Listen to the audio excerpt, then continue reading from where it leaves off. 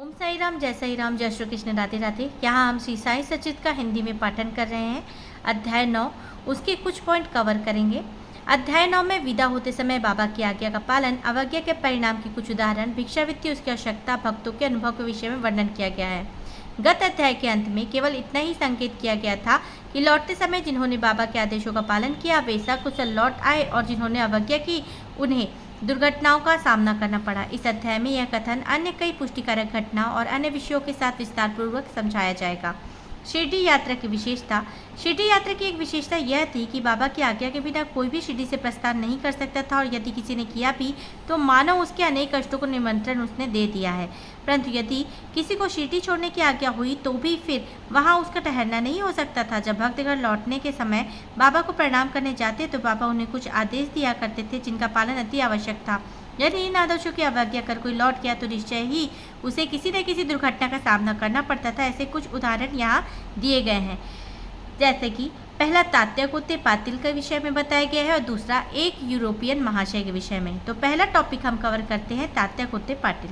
एक समय तात्याकोत्ते पाटिल तांगे में बैठकर कोपरगांव के बाजार में जा रहे थे। वे शीघ्रता से मस्जिद में आए और बाबा को नमन किया तथा कहा कि मैं कोपरगांव के बाजार को जा रहा हूँ। बाबा ने कहा, शीघ्रता ना करो, थोड़ा ठहरो, बाजार जाने का विचार छोड़ दो और गांव के बाहर ना जाओ। उनके उतावलेपन को देखकर बाबा ने कहा, अच्छा कम से कम श्यामा को तो साथ लेते जाओ।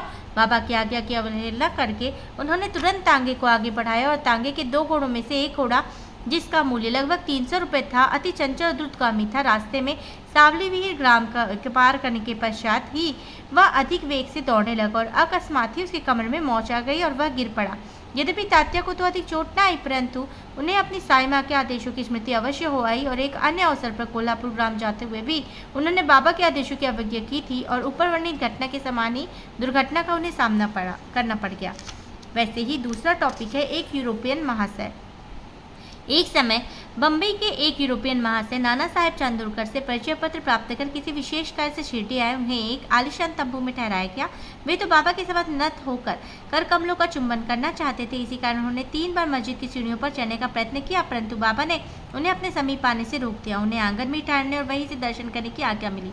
इस विचित्र स्वागत से अप्रसन्न होकर उन्हें शीघ्र ही शिरडी से प्रस्थान करने का विचार किया और विदा लेने हेतु वहां आए। बाबा ने उन्हें दूसरे दिन जाने की शीघ्रता न करने की राय दी और अन्य भक्तों ने भी बाबा के आदेश का पालन करने की प्रार्थना की, परंतु वे सब उपेक्षा कर तांगे में बैठकर रवाना हो गए। कुछ दूर तक घोड़े ठीक ठाक चलते रहे, परंतु सावली विहीर नामक गांव पार करने पर एक बाइसिकल सामने आ गई, जिसे देखकर घोड़े भयभीत हो गए, द्रुत गति से दौड़ने लगे।